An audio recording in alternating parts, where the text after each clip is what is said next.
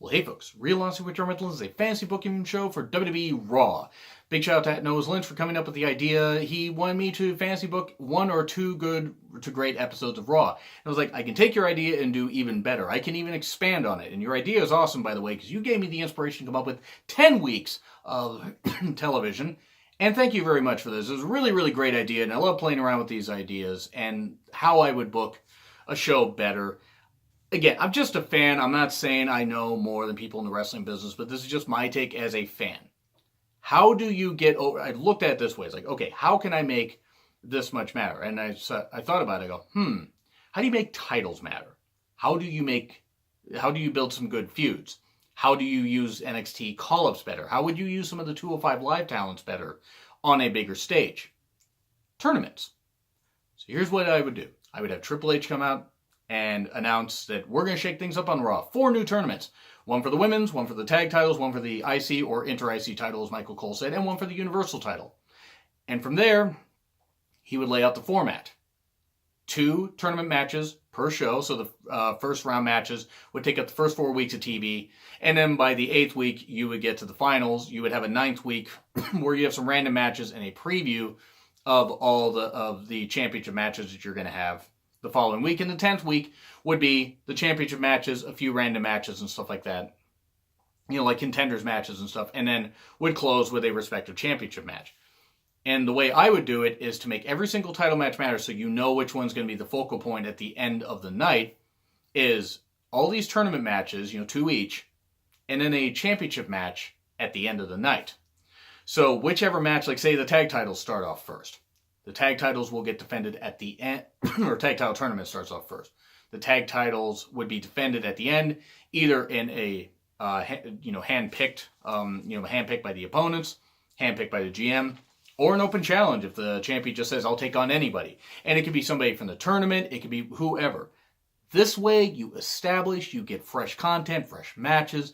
Maybe you get some matches you've seen before, but you get them in a tournament format, and single elimination and all that stuff. So that's basically the basis of it. So I won't have to explain in the second part, because this is going to be a 2-part show, what I would do here. So, forgive me if I go through some of these matches kind of quick, but I even have tournament formats that I wrote out because I'm a wrestling nerd and stuff like that. But again, these are just my ideas. So it's using as many talents as possible. And you might be surprised by some people that I put over. But anyway. Tag title tournament starts off, and you have AOP defeat Slater and Rhino in like a 5-minute squash. And that would be before the commercial break. You had Triple H come out and make his announcement, this kind of stuff, shaking up Raw. AOP and Slater and Rhino.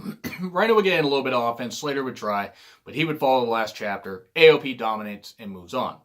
And then the women's first round, I would call up Caitlyn because, for this reason. Provided the Liv would be okay, of course. This is in a vacuum if Liv Morgan ends up being okay and not out for too long. I would have Liv Morgan be Caitlyn. I have a story that I'm going to be telling here a little bit later. So Liv would be Caitlyn. It would be like a 7-minute match. It would be serviceable. Caitlyn has improved some. But it would be fine because Liv would get the victory and then would face somebody, and I've handpicked, her next opponent. IC title first round, you would have Finn Balor, who many people would think would win the tournament, against an NXT call-up, Adam Cole. Blah, blah. That's like Droopy trying to do that. I'm terrible at this. And you would have Adam Cole beat Finn Balor in a great 20-minute match. I mean, is that not a great way to start off that tournament? I mean, the IC title would probably be the workhorse tournament, because it's a workhorse title. And then, Universal title first round. You have Kalisto face off against Braun, and Braun beats him in like 6 minutes. Kalisto gets in some offense. Maybe he gets Braun down to one knee at some point because he just keeps hitting him with moves. But then Braun just catches him in a power slam, boom, and hits another power slam and just basically squashes him. Because Kalisto doesn't need the victory, and he would bump good for Braun and stuff like that. But he would still get in some offense, so he wouldn't look horrible. But he would get beat easily.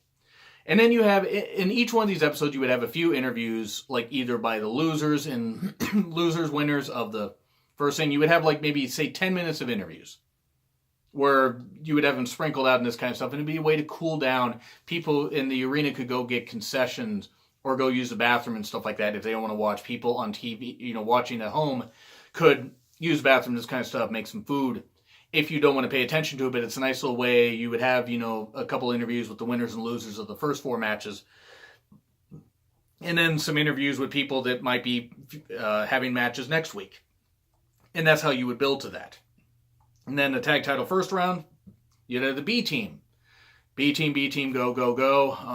And they would face another NXT call-up. Heavy Machinery. Otis and Tucker. And after 8 minutes, Heavy Machinery could get the victory. Because I'm doing this where basically, like, you know, like, everybody that's going to face each other when, you know, like in the second round would win, you know, the couple weeks before or something like that, as a way to set it up. And it would be nice because that way you automatically know you're locked into who is going to be facing who. And then women's first round, you would have Alexa Bliss versus Brie, and Alexa would still be hurt, you know, even with her arm, but she would insist on wanting to get through this tournament and stuff like that. But Brie, and they're going to play up this whole thing about Brie injuring people, Brie would just keep kicking Alexa's arm. She would do it safely or otherwise, you know, something like that. But anyway, Alexa would end up trying for something, you know, trying for that choke on Brie or something like that, but it would be with the bad arm. Brie would capture it. Brie would end up, I don't know, locking on the yes lock or something like that. I'm not fond of putting Brie over, but I have a reason. Brie would go over Alexa because Alexa would be too injured. Alexa also doesn't need to win the damn championship. I mean, I'm sorry, she doesn't need to win a tournament. She's been champion enough time on SmackDown and Raw. So anyway, Brie Bella goes over Alexa. Do not worry, do not shut that off yet because I have a point to this. You would then have another IC title match, and you would have Curtis Axel versus a 205 Live, you know, 205 Live talent, Mustafa Ali, Fabulous He, Ali Ababwa. Mustafa Ali would be Curtis Axel. Because, you know, Axel would be too damn tired after the B team beatdown. And it would be a nice little way to tell or whatever where Axel wanted to do it for his father and become a 2-time IC champion, but he wouldn't be able to.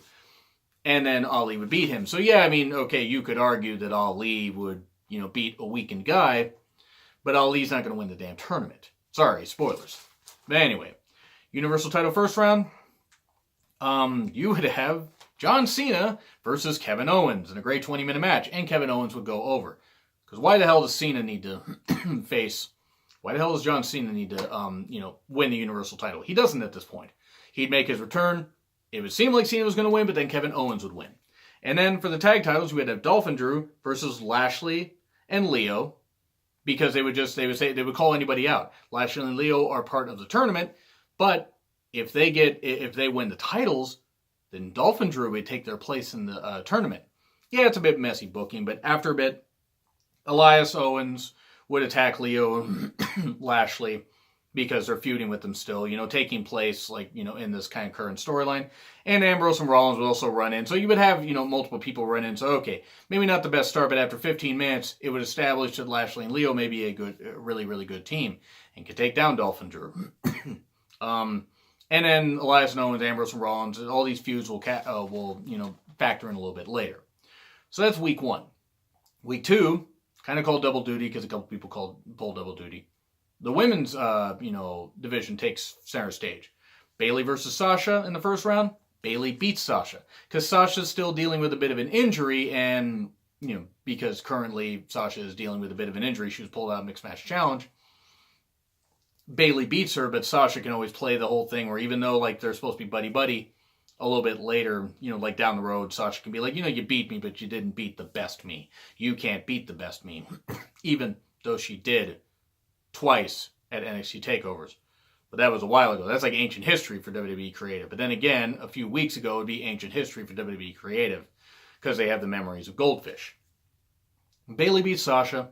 Great opener. And then you moved on to the tag title first round. The idea is that whatever match takes place underneath the opener, usually would be the first one. So it's like, you know, sometimes I would have it where, like, you know, say like the women's match was the second match, and that would be the next match that would come up. So I didn't always follow that format because I had the tag titles that had just, you know, main evented the previous show. I had the tag tournament be the second match, and it was Revival versus Hideo Itami and Daivari. 12-minute match, Revival gets victory. And Daivari gets pinned. Because nothing against, you know, Daivari, but he hasn't really been seen on TV. But he would take the pin. Hideo needs to still look strong on 205 Live. And having these 205 Live talents on there would be a way to get everybody to tune in. Since it's on before NXT now, it would be a way to really make people tune in more. Because, oh, these guys are that good on Raw? Let's see what they're like on 205 Live. And they would improve network subscriptions. Then the Universal title, Balor versus Apollo. And yeah, Balor, after losing the opening Inter-IC title tournament match, beats Apollo in 15 minutes. Apollo has a really, really good showing, but there's no doubt Apollo wasn't going to get the victory. Poor Apollo. IC title, Bray makes his return and beats Zack Ryder in like 5 minutes. Nothing against Zack Ryder, but do you really want to see him as IC champion again? I mean, he's only IC champion once for like 24 hours, unfortunately. But anyway, then a few interviews, kind of a way to cool down, all that stuff. And then you have the women's first round. Ruby defeats Nikki Bella in like 7 minutes. Kind of playing off the whole Riot Squad, Bella's, feud that's been going on. Because all this stuff, say this stuff's taking place like right after Liv got, injured, but Liv's cleared. And there's a way to play in a Super Showdown and play in all this kind of stuff and everything. And it's just also fancy booking Raw. I'm not going to fancy book the pay-per-views because I'm sorry, that's just going to take forever. Just take a lot of these matches, mix them up. If it's Survivor Series, include a lot of the women that have feuds like Raw and SmackDown, and just do that kind of stuff. Somebody can fancy book the pay-per-views if they want, because really WWE's pay-per-views are haphazard. But anyway, Ruby defeats Nikki Bella, and then the tag title first round, Gallagher and Kendrick, Jack Gallagher and Brian Kendrick beat Hawkins and Ryder, because Ryder, of course, tired. Hawkins still takes the pin, because of course Hawkins takes the pin, unfortunately. But yeah, the Major Brothers make their great reunited return, and they lose. Poor Hawkins. Ryder kind of gets knocked out at one point because he got squashed by Bray and kind of got, destroyed. He makes some good moves, but he kind of gets knocked out at one point, and Hawkins just gets pinned, because of course he does. Hawkins has some good offense, but Gallagher and Kendrick gain the victory. Again, brings more eyes to 205 Live. And then Universal title first round, Drew Gulak, another 205 Live call-up, defeats Bobby Roode in about 13 minutes. Doesn't defeat him necessarily with a Gulak, defeats him with like a roll-up and stuff like that. I'm not saying that Roode couldn't tap out, but poor Bobby Roode doesn't get a whole lot of love on this, but it's unfortunate because I think he could be a good champion. He was U.S. champion even into like March of this year. Remember that? Because I actually forgot until I just reminded myself. It's sad because I love Bobby Roode. Or Bob Roode, as Rusev called him. But yeah, Gulak beats Roode and moves on to the second round. IC title, Apollo, even after losing to Balor, and Mojo, who he was facing, senses blood. Nope, Apollo beats Mojo in 10 minutes. Because Mojo can't get a goddamn win anymore. They gave him that little bit of a push, and then his push just got squashed instantly. They went nowhere with that goddamn feud. And then the women's title, you had Mickie James face Ronda Rousey in a bit of an open challenge in 8 minutes. Later, Ronda, of course, gets the victory. Come on, of course Ronda's going to get the victory. You think Mickie James, as talented as she is, should be the one to beat Ronda Rousey? No. And then we move on to week 3. The Universal title takes the center stage here since, why not? Like I said, random matches and everything, but it's a way to kind of keep the format going. So, Lashley defeats 205 Live call-up Buddy Murphy in a really good match. Murphy gets some good offense in, and Murphy is super strong and able to hold his own against Lashley, but eventually falls to the spear and the delayed vertical suplex, which was nice. But Murphy has a really, really good showing. And then you have the IC title where you have Jinder face Mike Kanellis. Perennial jobber. I don't think Mike Kanellis has really won that many matches. Maybe he has on house shows. I mean, nothing against Mike Kanellis. But Jinder, since, former WWE champion, former this, whatever, now he's going to capture the IC, former U.S. champion. Now he's going to capture the IC title. Mike Kanellis beats him. Counters out of the Colossus. Like Jinder goes for the Colossus. Kanellis manages to scoop behind him, get a roll-up, 1, 2, 3. So Mike Kanellis suddenly gets a shock victory. Jinder shocked, all that stuff and everything. So there we go. Women's match takes place here. Natty versus NXT call-up Bianca Belair. And Bianca beats her in about 10 minutes. Natty gets a good showing. You have the hair whip thing by Bianca, I still don't really care for, but Bianca's super strong, even does the deadlift that she's been known for doing. And picks up Natty. Hits a really good move. Hits a moonsault off the, I believe split-legged moonsault off the ropes. And 1, 2, 3. Manages to pin Natty. So Natty has a good showing. Natty manages to put over Bianca. Does not look weak. And Bianca moves on to the second round. And then, tag title first round, you have the Ascension. And this is when they were feuding with Gable and Rude. They do not face Gable and Rude in this tournament. I'm not going to repeat that much stuff from Raw. But they're like, they don't care who they're going to face. They're on a roll, this kind of stuff. Say this is like shortly after Connor. Like, Connor and Victor had beaten Gable and Rude in a tag match. And then you have the Sings show up. Because only, I believe, Sunil was there with Jinder, and even he couldn't help. But suddenly you have it where the Sings are facing the heel team. And the Sings get over as baby faces. Oh my God, what the hell are we going to do here? Like, we're going to cheer the Sings? The Sings, by and large, actually have been forgotten about as being really damn good wrestlers. They really are good wrestlers. The Sings beat the Ascension and move on to the second round. When they were the Bollywood boys, they were treated like jobbers. But as the Sings, they win. And the fans kind of pop a little. Because they're being a little bit more babyface. And Samir, who's just like ripped to shreds, have you seen his recent Instagram posts? Seriously, the guy's been living in the gym. Good for him on recovering from that injury, by the way. But the Sings get the victory. And Jinder's trying to congratulate him, and they're kind of like, this kind of stuff or whatever. And saying, Jinder's like, I brought you to relevance, this kind of stuff. Even though it was the Sings that really helped establish Jinder as a champion because he kept interfering in his matches. And they're kind of like looking at him like, you lost your match earlier. We won ours. So you tell some stories there. Maybe possibly teasing some breakup later. Not yet, but later.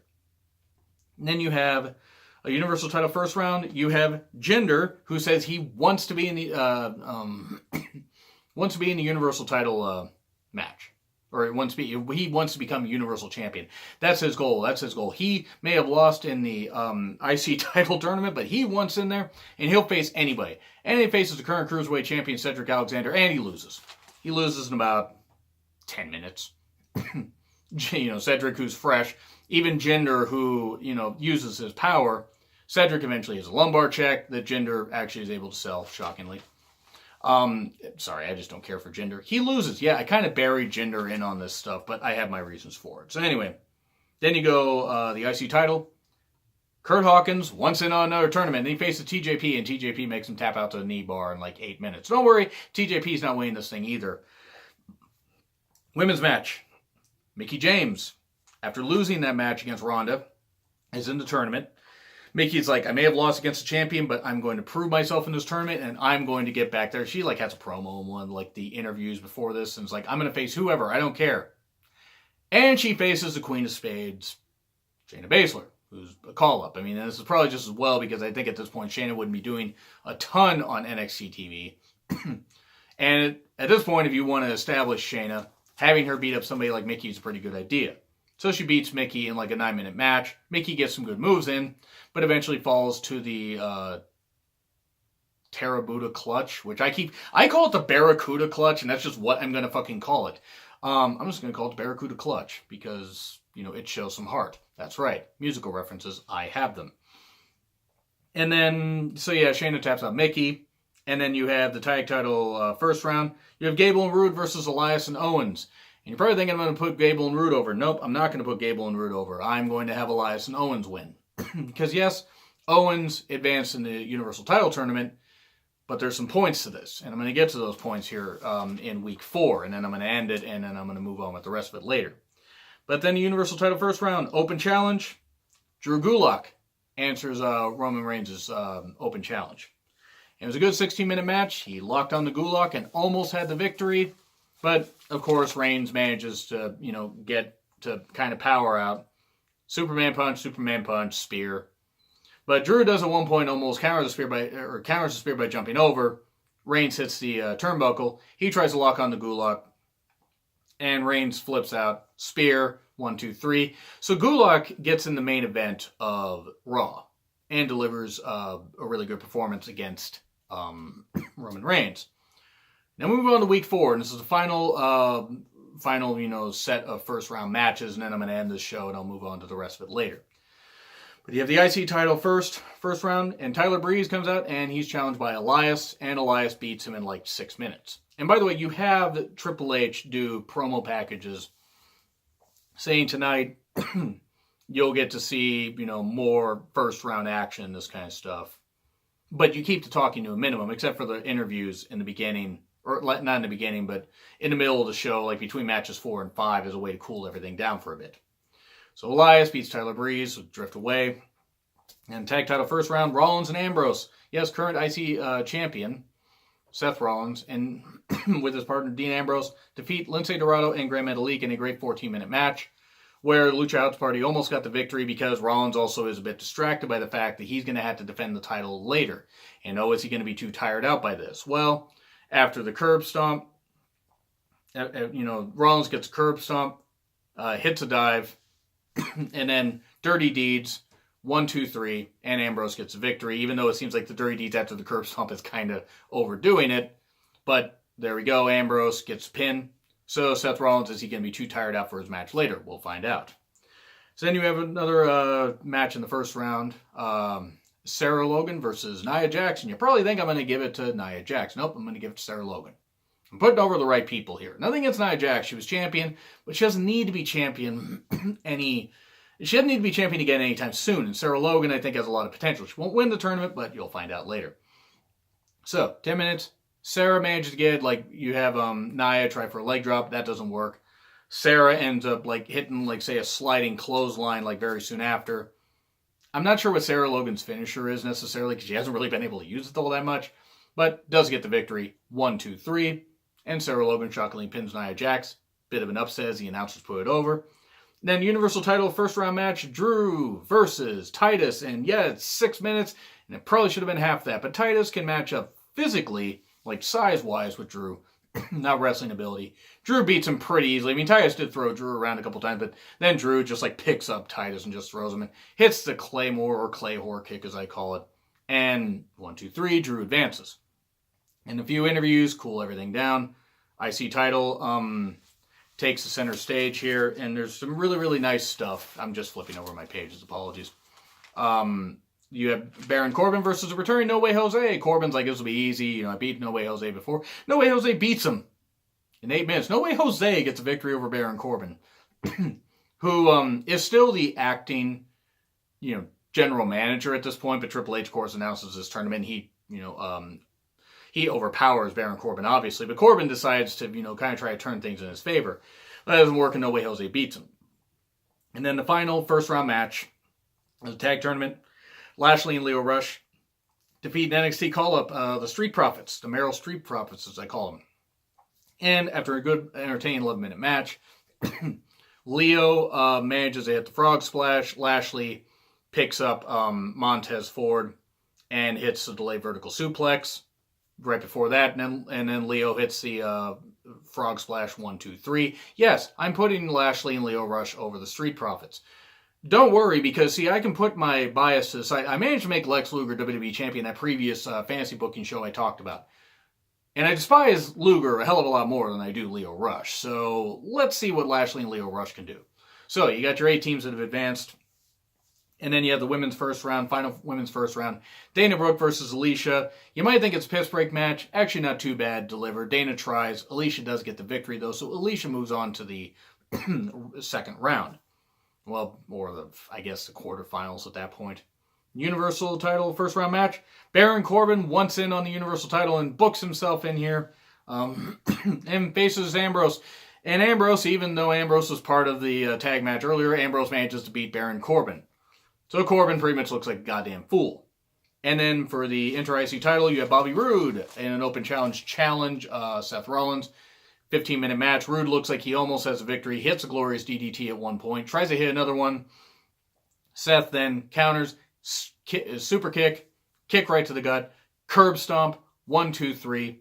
And that's how you close it. So that's how you close the first round. You got 4 really good title matches. Some really good tournament matches. And yeah, bit lengthy. Apologies. But what do you guys think so far of the fantasy booking that I've done? You guys excited about it? You guys want me to do more fantasy booking? You want me to do ones for SmackDown? Let me know in the comments. I will actually do... I'll do that if you want. But you have to let me know. If I get enough I get enough good feedback, I will certainly do that. And again, big shout out to @NoahsLynch for this. So anyway, agree, disagree with what I said, like, share, subscribe, Twitter handle in the description. It's been Real Honesty with John Ritlin, and I will see you soon.